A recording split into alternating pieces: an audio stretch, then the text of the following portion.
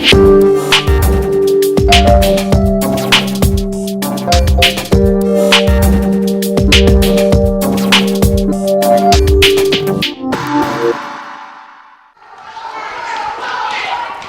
pra desenhar, a gente precisa tirar essas coisas daqui. Olha aqui, tá caído.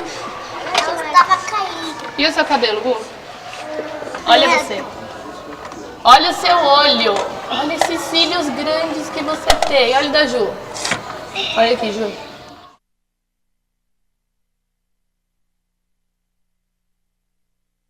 Esses pelinhos dos olhos, ó. Cílios. Olha o cabelo do Diego, como que é. Garantir o desenvolvimento da identidade e da autonomia das crianças pequenas é um dos objetivos centrais da educação infantil. Ana Carolina sabe bem disso. Ela é professora de uma turma de crianças de 3 anos na Escola Municipal Integrada Josefina Cipri Russo. Eles estão desenvolvendo a identidade deles. No espelho eles podem se observar, observar o outro, passar aquilo que eles estão vendo para o papel da sua maneira.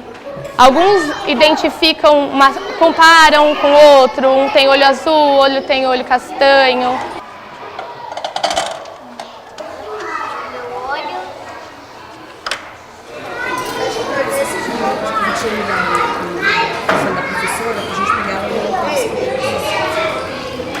No começo do ano, a gente sempre tinha alguém acompanhando, intervindo, ajudando a fechar zíper, porque são pequenas atividades que são muito complexas para a criança estar realizando. Então, todo momento tem alguém auxiliando.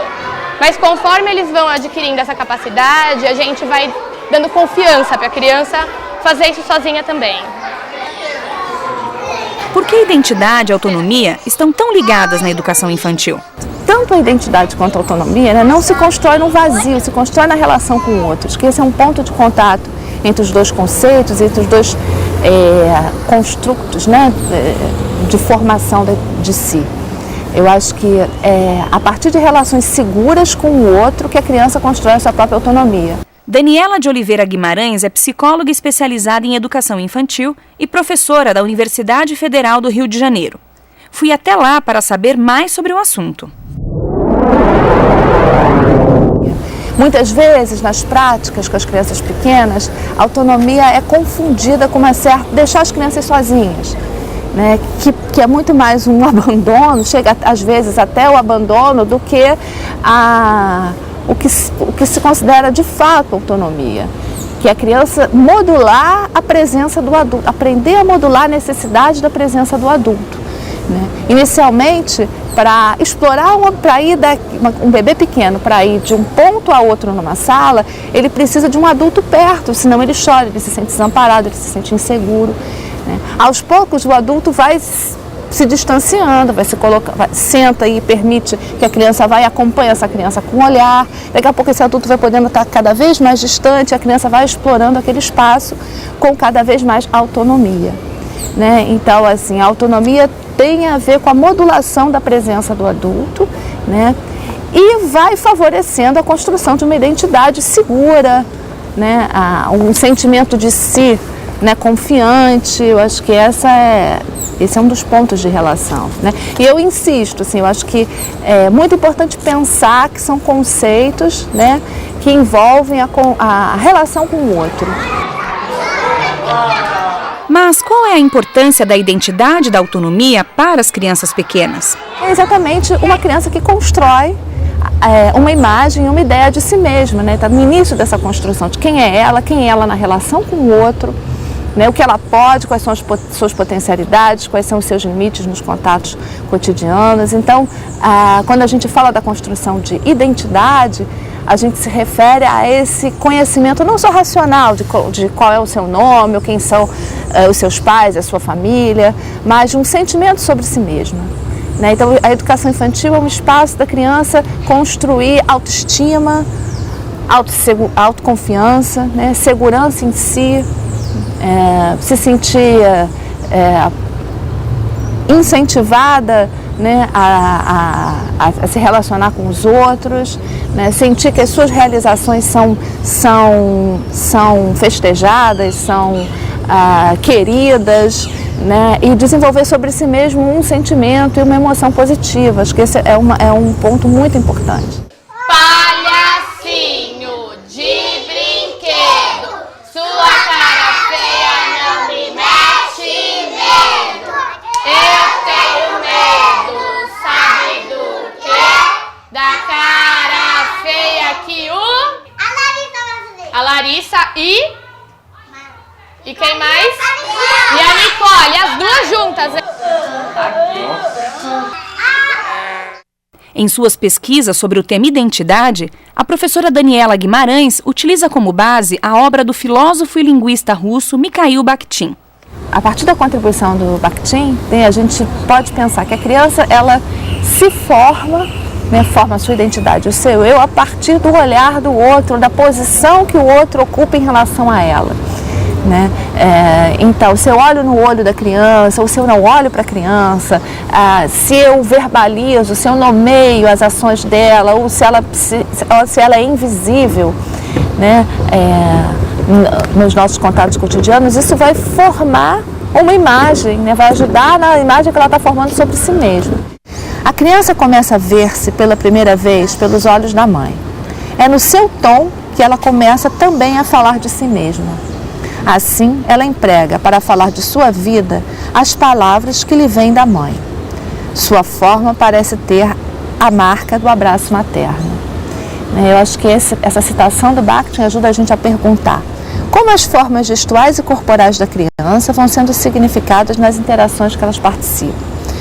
O gesto de apontar, né, é muito comum nas crianças pequenas, o olhar que busca os objetos e as pessoas, os objetos ofertados, a oferta de objetos é muito comum nas crianças pequenas, quando a gente entra numa sala, vem logo uma bola, Os braços que se levantam em direção às pessoas e objetos, as expressões faciais, são modos não verbais que vão sendo interpretados e vividos socialmente. Né? Como eles despertam as ações interativas, expressões corporais nos adultos, como os adultos dialogam, né, com as manifestações não verbais dos bebês, das crianças pequenas, confirmando e ajudando que a criança se veja de determinada maneira. Num outro momento, o Bakhtin fala de que as crianças primeiro, as falas, as suas manifestações, né, são como que com aspas, né, porque elas imitam de uma forma muito próxima, né, o adulto. E a construção da identidade é exatamente esse movimento de fazer cair as aspas. Ela torna dela aquilo que brotou no outro. Ele vai pôr a máscara. Aqui, ó, brinca aqui. A menina pequena lá que pega o bebê no colo, leva o bebê para a creche, né, imitando a mãe, se por um lado ela tem o modelo da mãe muito forte como referência, ela vai fazendo a entonação que ela dá para o bebê dormir, o jeito que ela leva o bebê na creche, tem também componentes que são dela, né? Então ela vai indo desse modelo que está fora a algo próprio, né, nesse movimento de constituição de si, da sua identidade. Cadê o Daniel? Com os bebês de 1 ano de idade, as professoras da escola de São Caetano do Sul também realizam atividades que ajudam no desenvolvimento da identidade e da autonomia. Daniel, vamos esconder no espelho? Cadê o Daniel? Cadê o Daniel? Achou! Vai! As crianças da fase seguinte, que têm entre 1 e 2 anos, já conseguem explorar o espaço da escola e se locomoverem sozinhas. Este é um bom exemplo de exploração da autonomia com as crianças pequenas. A professora Daniela nos falou sobre isso no início do programa. Lembra-se? Inicialmente, para explorar um bebê pequeno para ir de um ponto a outro numa sala, ele precisa de um adulto perto, senão ele chora, ele se sente desamparado, ele se sente inseguro. Né? Aos poucos, o adulto vai se distanciando, senta e permite que a criança vá e acompanha essa criança com o olhar. Daqui a pouco esse adulto vai podendo estar cada vez mais distante, a criança vai explorando aquele espaço com cada vez mais autonomia. As diretrizes curriculares nacionais para a educação infantil indicam que as creches e pré-escolas devem incluir no seu planejamento curricular atividades com as crianças que permitam ações individuais e em grupo, lidar com conflitos e entender direitos e obrigações que desenvolvam a identidade pessoal, sentimento de autoestima, autonomia e confiança em suas próprias habilidades, e um entendimento da importância de cuidar de sua própria saúde e bem-estar. Isso significa que os professores têm de planejar atividades que envolvam a identidade e a autonomia? Acho que sempre, mesmo com os pequenos, ele planeja, mesmo com os bebês, as crianças de 0 a 3, acho que ele planeja um modo de atuar, né? Ele reflete sobre um modo de atuar que reconhece a criança. Com os maiores, ele planeja atividades talvez mais organizadas em termos de materiais, né? Então a criança vai desenhar, um amigo desenha o outro, ou as crianças desenham a si mesmas e depois expõem esses desenhos ao grupo que comenta, né, as produções de cada um. Ali no sofazinho tem as folhas, viu, Duda? Ó, tem as folhas, várias folhas diferentes. Cada um vai pegar o seu potinho e a sua folha, vai sentar para fazer o desenho na mesinha, certo? Então vamos lá, eu vou chamar uns 4 de cada vez para ninguém trombar em ninguém, tá bom? Então vem Bruna, André, Bia e Gustavo. Isso.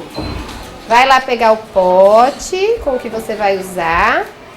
Escolhe um lugar para sentar. Faz um desenho bem bonito.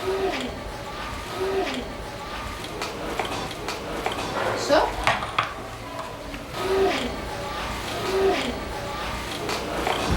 Se com as crianças pequenas, né, a identidade vai sendo configurada nessas interações corporais, nesse diálogo expressivo, do olho no olho, o toque, né? As crianças maiores, especialmente a partir de 3 anos, começam, por conta do seu próprio desenvolvimento, a desenvolver a possibilidade de representação de si mesmos, mais amplas, né? Nos desenhos, na própria linguagem verbal, né? Então, o que e como falam de si mesmos, o que contam das suas próprias experiências, como narram, né, histórias das suas próprias vidas, o que fizeram em casa, situações familiares, situações de fora da escola mesmo, enfim, são modos dessas crianças expressarem, né, a sua identidade naquele coletivo.